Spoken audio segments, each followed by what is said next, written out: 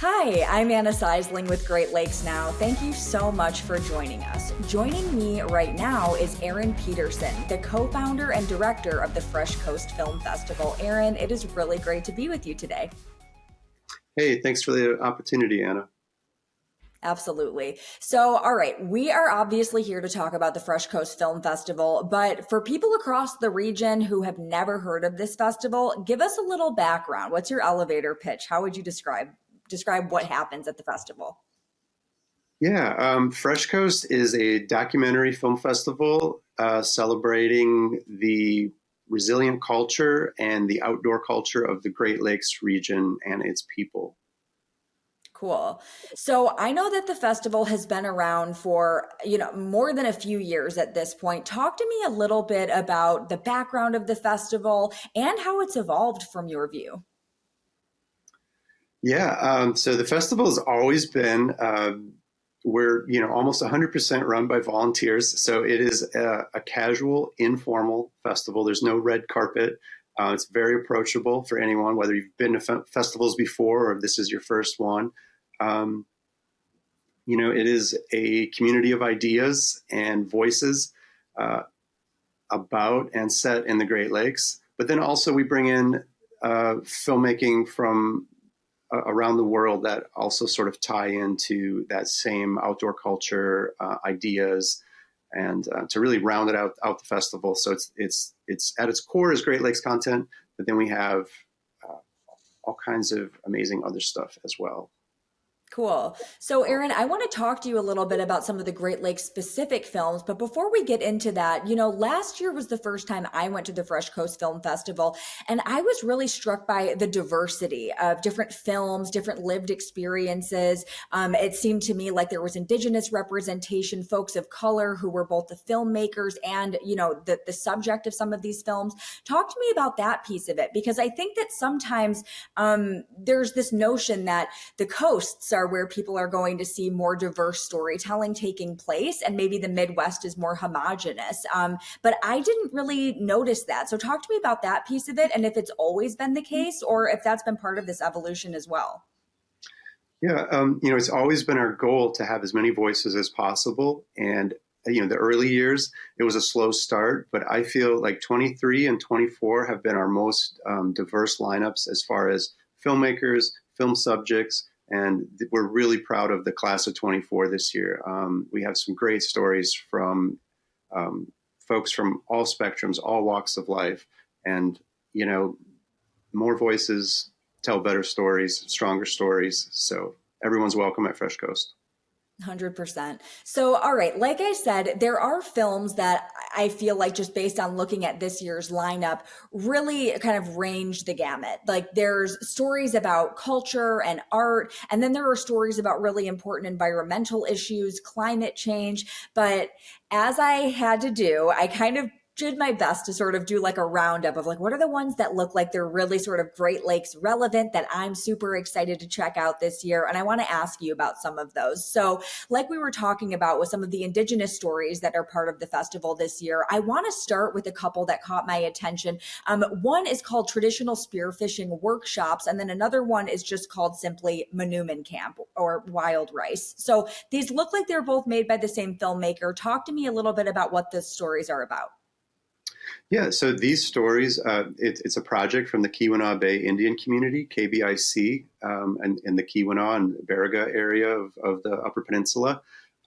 Photographer Steve Brim documented sort of in a verite fashion, just fly on the wall, and did it, in conjunction with the Department of Natural Resources of the KBIC, sort of documenting these workshops that, one, are like very practical how-tos, but also they are a passing on of knowledge, of traditional indigenous knowledge among the tribe.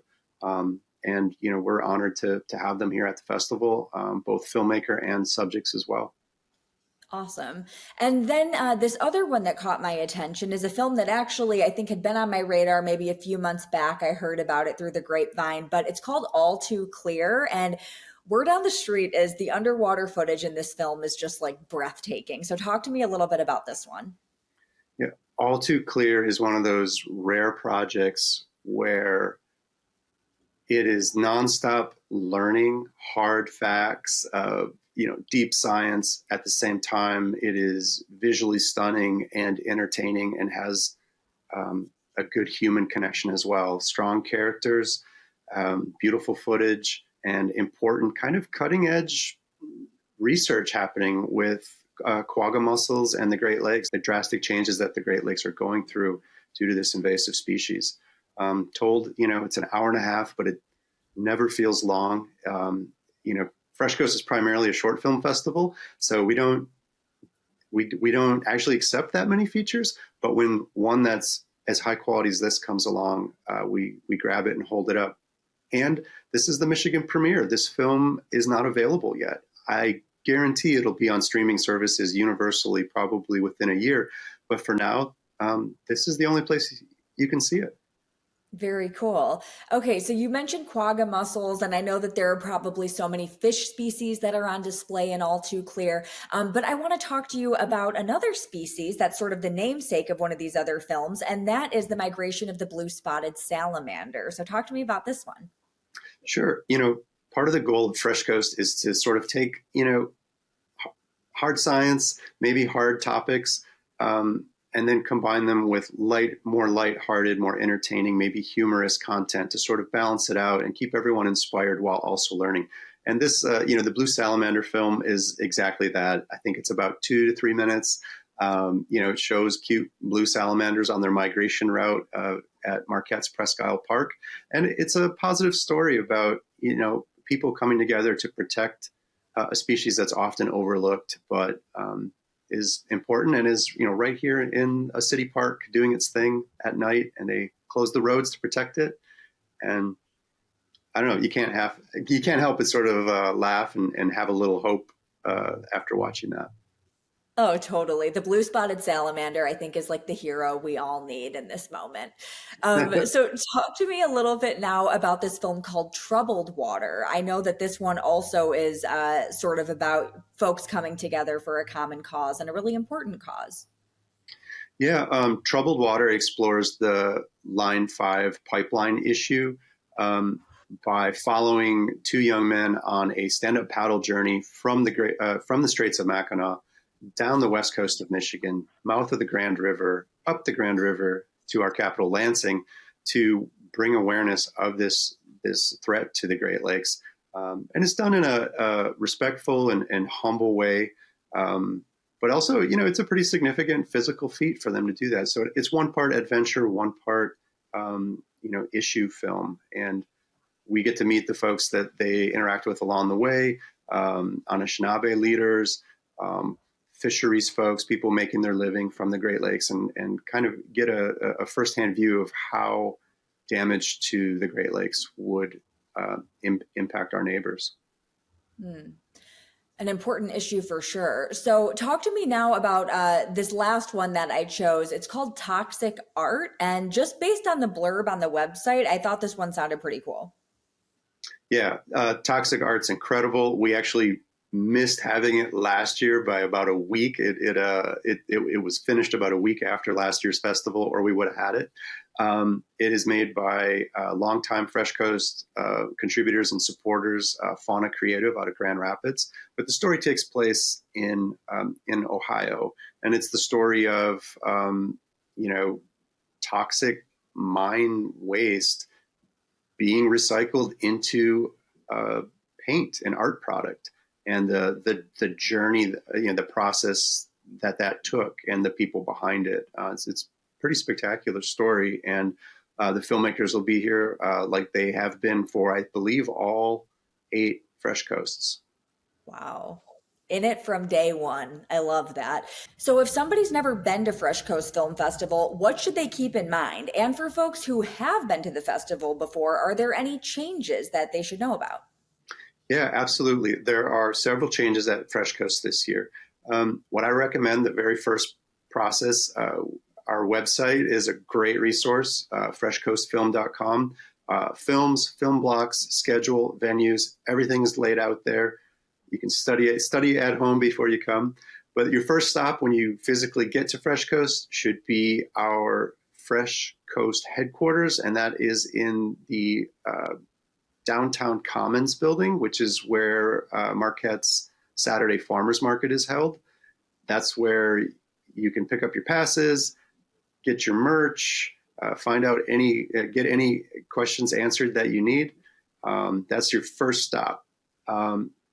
And then our venues have changed this year as well. We have some exciting new spots like the Honorable Distillery on Washington Street, 2 new rooms at the Peter White Library that we've added, as well as a new venue at the Ordach Brewing Company following their recent expansion. All right, Aaron. Well, I'm really excited to go to Fresh Coast Film Festival this year. Is there anything else that we haven't talked about that you think is really important for folks to know who are interested or planning to go to the festival? Yeah, I think when I first explained Fresh Coast to folks, it's important to understand that it's like maybe a music festival with multiple venues going simultaneously. It's not going to your local theater to see a film. You're not going to see all of Fresh Coast, so you have to put a little work into it. Figure out what you want to see, what venues you want to be at.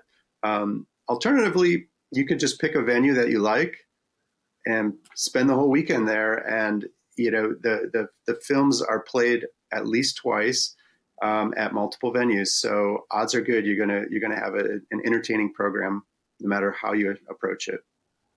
Awesome. All right. Well, Aaron Peterson, the co-founder and director of the Fresh Coast Film Festival, I really appreciate all the work that you do, and I'm grateful for you taking some time out of your busy schedule to chat with us.